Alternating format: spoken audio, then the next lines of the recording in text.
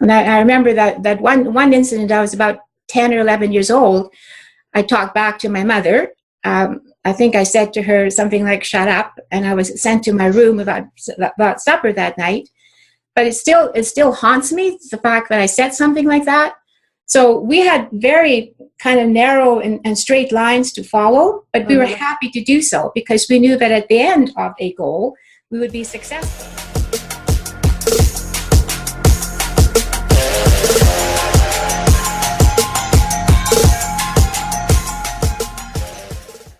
And I want to say hello, everybody. This is Kathleen Gage with Power Up for Profits and the 100 Club, where we work with bona fide experts who want to get lots of visibility through podcast interviews. Today, I am thrilled to have my special guest, Annemarie Berukoff. It's a tricky name, and she is an amazing woman who was an educator for 24 years. She retired 15 years ago and has taken it on as her life's work, her mission to educate people about the damage that social media is doing to teen girls. She's written a book about it. It's a fiction storyline that really shows through her writing what social media can do on the downside and the upside and solutions to it. So Annemarie, great to have you here. Well, thank you very much for having me. Look forward to this. Me too. And, today we're going to talk a little bit about your book, but really what I want to know is this your first book that you've written, first of all? Well, my first serious book, I guess I could call it that, because I was a network marketer for about 8 years after I retired. I did a number of blogs and short stories about the negatives and positives of network marketing. So, but this is my sort of special ebook, and I also have another ebook that I'm also very proud of, which is about ecology and the water cycle and so forth. So these are more personal than trying to fix problems, because when I do write, I try to fix a problem one way or the other, but not to criticize, to try to offer a solution, to offer a better way of doing something, regardless of what the task is that you're at. Well, let's talk about the book for teen girls, and tell us the name of the book. The book is called Teen Girl Faces Time in the Sand. Excellent. Okay, and we'll be putting an image up so people can see what the book is. It's available on Amazon. And tell us about the storyline of the book, and then let's talk about how you decided to write about that and what your experience as an author has been. Why I decided to write about it? I guess just doing a lot of research, doing a lot of observations of what's happening with teen girls in my community, also what's happening online, newspaper reports, psychological reports. Just the other day, I read that there's a new psychology starting called social media psychology. So for the first time, psychologists are realizing that the study of social media requires more input and more long-term studies as to really what's happening to these young people as they participate more and more for longer and longer periods of time. Just a brand new study that's happening. So I'm going to learn a little bit more about what some of the tenets are and what they plan on doing with it. So my problem is, I think, with this whole internet revolution thing that's happening, it's very recent. It's only 20 years old. That's what I find truly amazing, is how rapid and how soon this is for people to try to absorb. This has never happened before in human history. So how do people adapt and change and survive and still be positive role models for each other in a society that is always changing? I feel like I'm a historical has-been. I can only write from a historical perspective, because the way that I grew up and the qualities and virtues and guidelines that I followed and was happy to follow are so totally different to what's happening with young people today, and the social rights that are all upset because of the social media and the impositions that they have on us as people. So that's where I get excited. If I think something is being done that is incorrect, or people are being taken advantage of, especially if they are vulnerable and malleable and open to temptations and things like that, then I think something has to be done.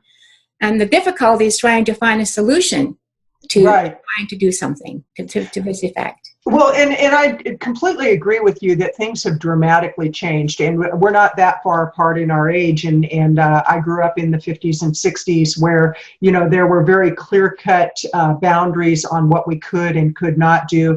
And our parents could protect us more than parents can protect teens today.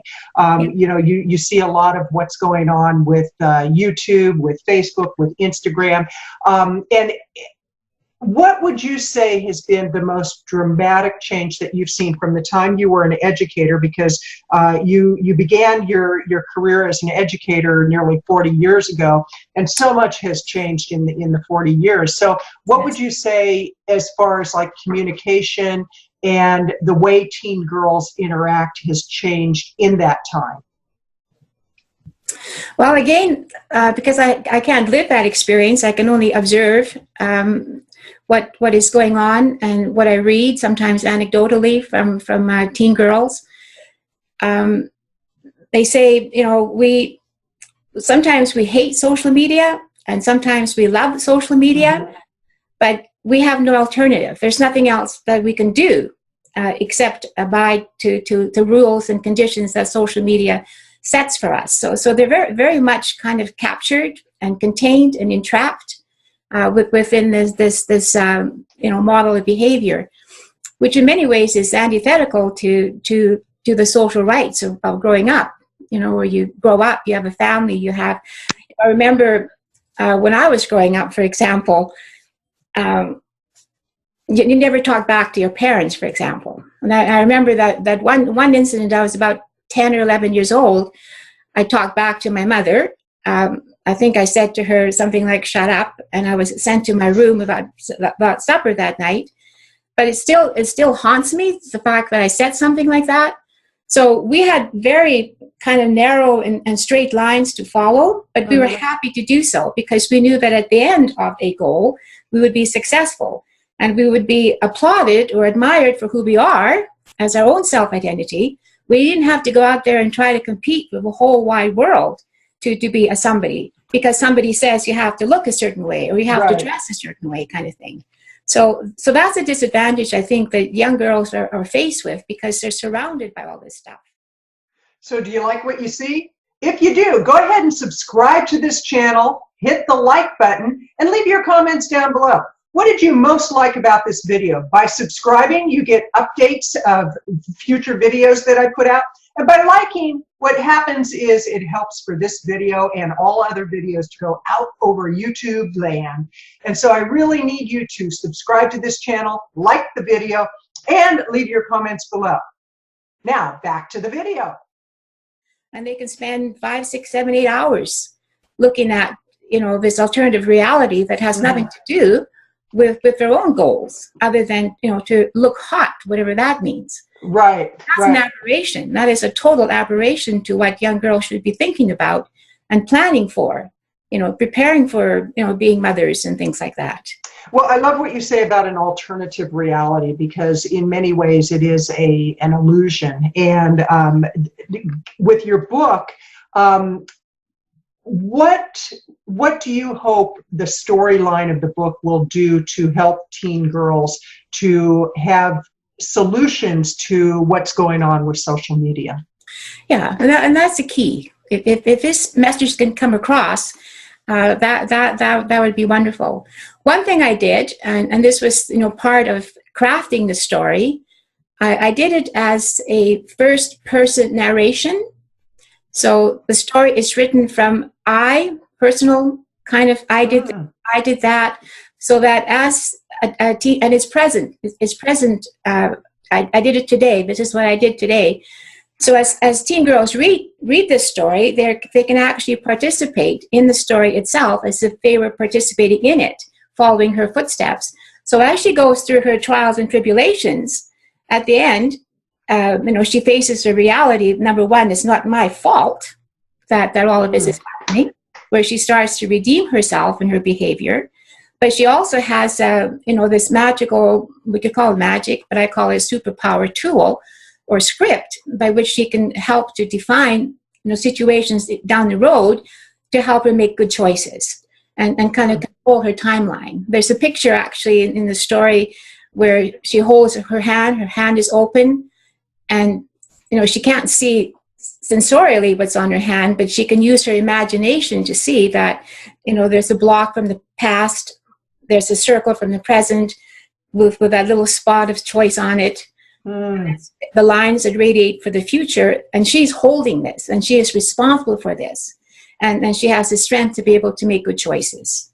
Okay, well, I love that. And if that can come across, I think that would be wonderful for girls to realize that, I'm in control of my own life. Right. I don't have to do all of this stuff out there. Right. That is imposed on me. Well, let me ask you this. In the writing of the book, how long did it take you from when you came up with the concept of writing the story to actually finishing the book? What was that timeline like? Well, there are a few interferences in life, as you know. I got sick for a while, so that took a couple of years out of my life experiences. But basically, it bothered me a lot from way back when I first started to see, girls dressing up like women, wanting to partake in this sort of sexual hyper roles and things like that they're not really prepared for. So I did a lot of research. I guess about 3 years is when I just compiled a lot of data, information, stories, excerpts, what doctors were saying, what parents were saying, all that kind of stuff. And so it took about 3 years to research, and the writing of it, probably a year or so to piece it together in between. So in your process of writing, did you, as an author, did you block out periods of time, or did you write when you felt like writing? Did you write when you didn't feel like writing? What was that process like as an author? Well, for me anyways, I can only speak for myself. I have to be in the mood. I can't just pick up something and kind of piece it together, which is why sometimes it will take me a couple days before I get into the right mood to actually sit down and write something, because then it comes more naturally. If I have to stop and think about every word and every paragraph and how this is going to fit into something else, it doesn't work. When I'm in the right mood, it kind of all flows together, and things start to happen from nowhere, just spontaneous combustion, ideas come together. So for me, and maybe that's why it took me 3 or 4 years to write this, is you have to kind of be at the right space at the right time. You have to have the right music, you have to have the right weather, you have to have positive experiences in the morning, and then when it all comes together, you sit down and it just naturally flows. It just naturally happens. Excellent. So what do you hope your book will do for teen girls and just shifting the way people perceive social media? In a perfect world, you wave a magic wand, you say, okay, this has happened as a result of the book. What would you like to see happen, Annemarie? Yeah, perfect world. I wonder what that could be. Well, just the point, I guess, in the story, like the antidote that I have in the story to this, serious over-conditioning of using cell phones all the time and making pictures of yourself, and sometimes they're fake, that doesn't matter, you still get your likes and rewards for it, which bothers me too, because it's a false morality. To be appreciated for something that you're really not. So that's going to spread through, the moral judgments in our whole culture. If they start thinking that they can get away with that. But what I would like is to have a kind of system or model that Iceland has just developed. And I just wrote a blog about it a couple of days ago, where Iceland now has a program, I believe they call it a self-discovery project, where the government itself has mandated that special programs be set up for teenagers after school. These are safe places for teenagers to go to. there. They can do athletics. They can do online learning. They can build things. They can learn to dance. They can learn how to make ceramic pots or whatever. So they're using their offline time as being more important, where they're getting those high challenges they need as teenagers by doing something cooperatively together in their own space. And the rates of alcoholism, of drug abuse have come down by 70-80%. It's absolutely amazing what has happened in the last couple of years. So my comment, well, in the blog, and my comment was that, because one of the statements they made in that article is that this will never happen in the United States because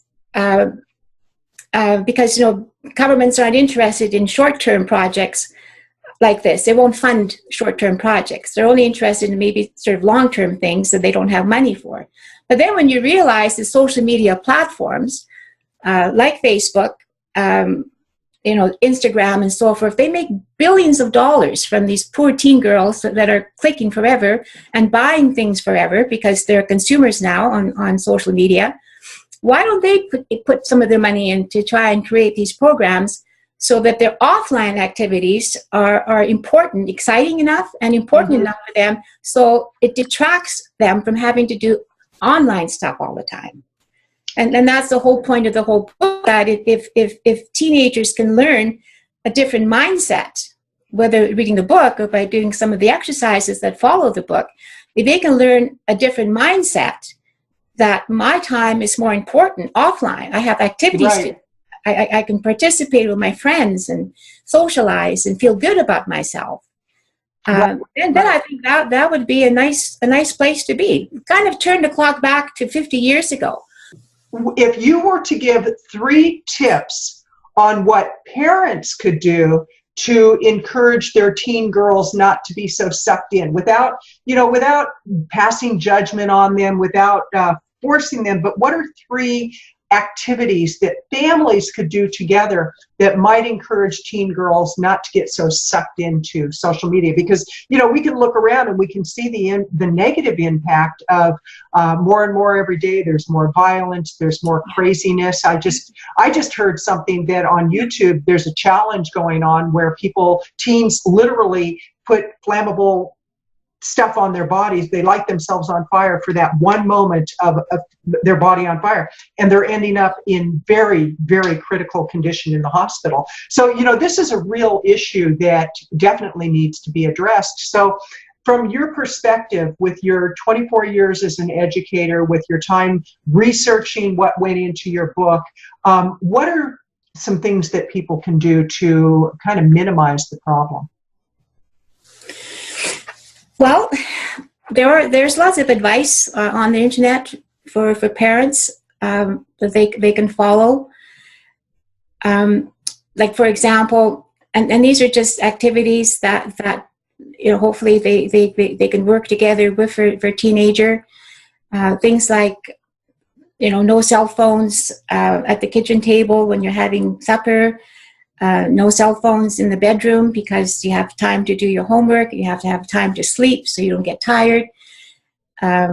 Things like time management. Make sure your daughter has calendars, time planners, so they can plan out what they want to do for the month, for the week, for the day. Basically, set a really good example yourself of healthy cell phone use, so you only use it part of the time, not all day, like some parents probably do. So those are all things that it could be done sort of superficially in some ways. Right. But the basic problem is trying to change the habit that teen girls have, that I have to do this. And to change a habit of any kind, number one, you have to admit that there is a problem. And then you have to set up activities that are going to take you away from the cell phone as well. Mm-hmm. And this is where I think if they have this developed mindset that I'm going to appreciate my time, I've learned something about why time is important. I've learned some of the elements that make up my time that I can control. If they have their own positive mindset, that time is important, time is the most valuable thing to them, then it'll be a little easier, I think, for them to get along with their parents when their parents make suggestions such as, no cell phones on the picnic or something, to that effect. Right. And it sounds like the sooner they begin, the earlier they begin, the more that they'll get the result they're looking for. Yes. Yeah, obviously, because now we get the whole tween. I was doing a little blog about tween culture now, and how tween culture is now getting involved to try to be like teenagers, or trying to be involved like young women before their time, and it's quite dangerous. Yes. So, Annemarie, how can people reach you? Well, my website is helpful mindstream for changes.com. Helpful mindstream for changes.com. Excellent. Well, this has been a fascinating interview. It's been very enlightening, and with your time as an educator, it's very valuable to the perspective of what people can do to start turning the tides of what's happening with social media. So, in closing, do you have any final thoughts that you'd like to share with people? Give kids a chance to grow up on their own terms, within their own abilities, and don't get them acting like puppets on somebody else's show or alternative kind of thing. Be yourself. Go outside, have fun, play with puppies. Ride a horse, go swimming, do something. But you don't need the cell phone as much as you think you do. Right. I love the go play with puppies. I love that one. So, well, thank you for your time. This has been fascinating, and we'll put all the information in the description below of how people can get in touch with you, including your social media channels and the link to your Amazon page so people can get your book. This is Kathleen Gage saying have a great day, and be sure to subscribe to this channel.